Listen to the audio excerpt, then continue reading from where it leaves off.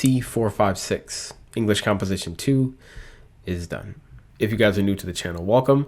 I am attending WGU, which is a college. I'm going for my bachelor's degree in cybersecurity and information assurance. And basically this video and a lot of the videos on this channel are kind of talking about, my journey and my whole experience going through this online college.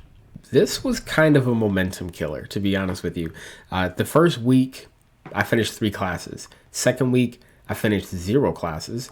And now we're on the third week. And the reason why I didn't get anything done last week was largely due to this class. And it's really joint responsibility, in my opinion, because while yes, I struggled on this class and I will talk to you guys about that, it also took WGU a combined total of 6 days to grade my assignments, even though those assignments that they graded were passed on the first try. All right, now before I get into the whole English Composition 2 thing, I think it's important to take a quick step back because you guys need to understand how these performance-based courses work, because they're a little bit different than I thought.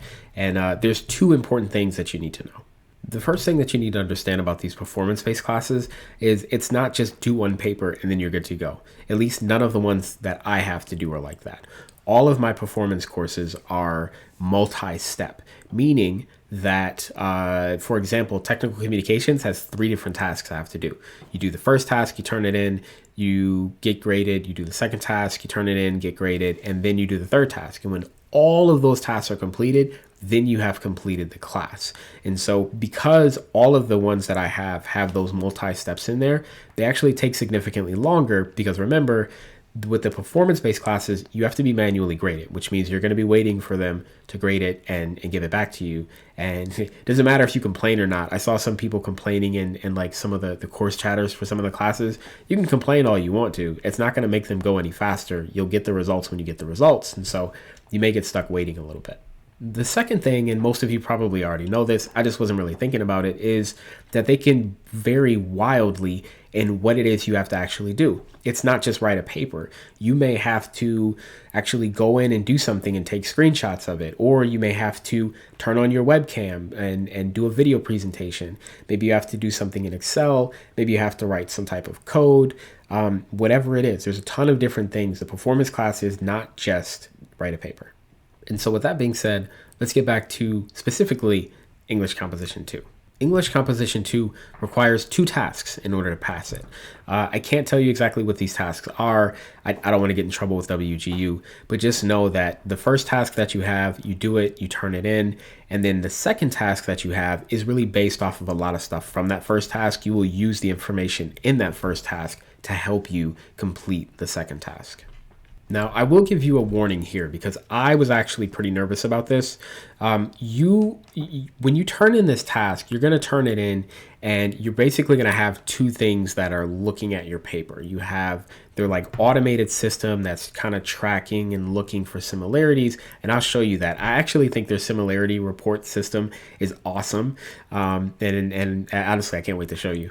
And then also you obviously have the fact that you're going to be getting manually graded. And so I saw a situation where there was this other YouTuber who, she submitted a paper and it came back as plagiarized, and she had to go through a whole investigation. And she said that apparently they told her, worst case scenario, she might get kicked out of college. So here I am, I haven't even started WGU yet, and I'm not used to academic writing, and I'm like, whoa, that scared me quite a bit. Now I will tell you soon how you can kind of get around that, so you probably won't have to worry about that, because some of my papers have come back with a similarity score of 0%. And I'll tell you how I achieved that. But that is something that you need to be to be mindful of, is that 1, you need to make sure that your citations are done properly. And 2, you got to be very careful when you're getting certain pieces of information off of the internet. I wouldn't even risk trying to cheat at all. As you'll see, their system is pretty damn good at catching that type of stuff. So I want you guys to see how the similarity report looks. And so what you're seeing right now is you're seeing the first task that I submitted to WGU. Now, of course, down right here, you're noticing that I have a similarity report of 55 0.73%. And you're probably thinking, like, why the hell is that so high? The reason why is because with this specific task, it is based off of a template, and a lot of the stuff that was in that template stayed in there when I submitted it. So that's the only reason why this one's really, really high. But what I want you to pay attention to is the actual similarity here, because you have the option to click on the similarity report, and then that's when all the beautiful details are shown. So watch this. If you click on that link, it's going to take you to a page that looks similar to this one. Now, I obviously need to blur out some things, but basically on the left, it's going to show you your actual paper, what you wrote. And then here on the right side, it shows you all of the things that it found that matches your paper. And so you can see that there are some things that it is checking. It's checking Course Hero, it's checking Studodaku or whatever. Other people at WGU who have submitted their papers, it's checking against those papers as well. And then it's checking against a few other sites. And so it's really, really cool because it shows you that stuff. You can then take it even one step further, and you can actually click on the document. And so what I've done is I clicked on one of the Studodaku documents, and on the left, you have my paper. The entire paper that I wrote is sitting on the left, and then on the right is the paper that it compared it to. So you can see both papers side by side. So if they come to you and you get in trouble saying that, it looks like you plagiarized, 90% of your paper, they'll probably be able to show you a side-by-side comparison to support what it is that they're saying. Now, I say all of that to say this. If you get in trouble for plagiarizing or something, it's probably not going to be that you submitted somebody else's paper. I mean, if you did and you get in trouble, that's 100% on you. I have zero sympathy for you. You should have known better. But I think what actually would typically happen is that if somebody gets in trouble, they probably missed a citation or something like that. Maybe you used a picture in your presentation and you didn't cite it properly, or you took quotes or you referenced something and you didn't cite it. I've heard stories where people have put extra citations, like let's say in the bottom of a paper, they'll list all their references, but they don't actually use some of those references. And so you'll have the grader that goes in and they're trying to find those references in the actual document and they can't find them. So they just assume you cited something wrong, and then you get in trouble for that too. So you do want to be careful. I haven't really looked into other colleges, so I don't know for sure, but I'm pretty sure every college has something that, checks your papers as well to see if they're plagiarized. In fact, study.com and Sophia Learning, I know for sure, have something because it says, it'll get checked against whatever it's checked for to make sure there's no plagiarism. Oh yeah, and actually on that note, before I forget, some of you I know are using study.com, Sophia Learning, things like that to transfer over credit into WGU. And this particular class, English Composition 2, is one of those classes that you can transfer into WGU to satisfy the requirement. But to be honest with you, in my opinion, I would highly recommend that you just wait and take this class at WGU. I struggled quite a bit. I'll get into it in a second, but it's just a night and day difference. It's so much easier to do it here. If I remember correctly, Sophia wants you to write 7 different papers in order to pass English Composition 2. Study.com, I think it was over 100 quizzes that you had to do that were like between maybe 3 to 6 questions each. And then on top of that, you had to write multiple papers. And that's a ton of work. Both of those are bad options compared to just taking it at WGU. I would highly recommend that you use both of those for other classes, but this one I would specifically and directly recommend just take it at WGU. I would like to quickly touch on a couple of the problems that I had with this class, but before I do that, just understand, it's something I told you before, I'm going to say it again, and it's that we are all different. We learn differently. We have different experiences. There will be classes that I'll be able to get done a lot quicker than some of you. No disrespect intended. But then at the same time, there's going to be classes that you guys should probably easily excel at that I may struggle at. And I think that English Composition 2 is one of those classes. This class was pretty annoying for me. I ended up starting over a couple of times, but I really think that you guys will be able to do it pretty quickly. I've said before that I am not good at citing my sources, so that was something that I struggled on a little bit. It took me a really long time to be able to find the sources and do the whole APA formatting that I needed to do in order to properly get everything done in this class. Another thing that I really struggled with was the subject. You will basically choose a subject and you'll go from there. And, the first subject that I chose, it was fine until it wasn't fine. And then I worked on to I moved on to the second subject and tried something different. Second subject didn't work out for me either. Ultimately, it took me changing 2 times. Finally, on my third try, I figured out a good subject, something that worked for me, something that I was knowledgeable on, and I was finally able to get the assignments done. But the first 2 subjects, while they weren't bad subjects, I just couldn't find that supporting information that I needed, and I didn't have the knowledge about those subjects to be able to just do it on my own. One of the tips that I would definitely want to give you guys is to always, to the best of your ability, stick to something that you know. Choose a subject, choose a topic that you know, because it'll make it a lot easier. In fact, I'm going to tell you how it is that I pretty much got 0% on this paper, and the other things that I've submitted have come back for another class. It's come back at like 7% similarity and 3% similarity, things like that. I think in general, you're supposed to stay under 30%, but I'm going to tell you how it is that I kept that percentage really, really low.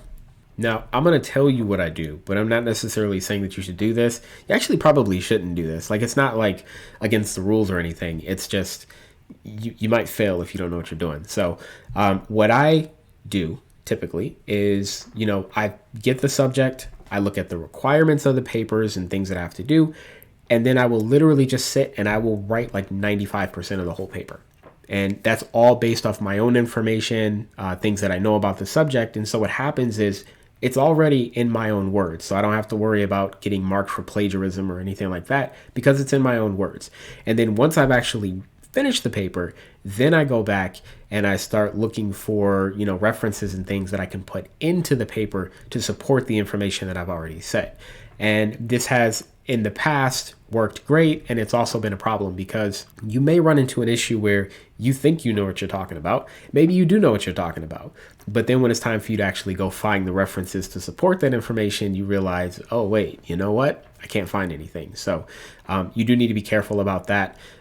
It's not like immoral or anything like that. It's just that, you may end up in a situation where you wrote the whole paper, then you can't find any information to support it, and then you have to start over. That's not what happened with me in this situation, but that is something to note. But at the same time, if you do the whole paper, it's in your own words, the chance of you being marked for plagiarism or something like that is next to none because it's literally your own words, your own thoughts, your own way of doing that paper. The other issue that I had, and I said this in the beginning, was kind of the amount of time that it took them to actually grade the papers. So what happened was the very first paper that I submitted, it took them exactly 2 days, 4 hours, and 41 minutes to grade that paper and send it back to me. The second paper that I submitted took exactly 3 days, 21 hours, and 17 minutes for them to send it back to me. So in total, the exact minute for minute time, but between the time that I submitted it to the time I got it back was 6 days, 1 hour, and 58 minutes.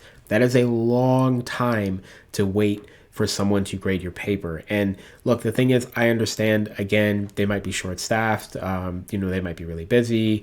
January, I'm sure, is a really, really busy month for them, but that is another problem, and that's something that is going to slow you down quite a bit because you do not have control over how long it takes them to grade it. And in this particular situation, 6 days was the total amount of time that it took for them to grade everything. And remember, that was on the first try.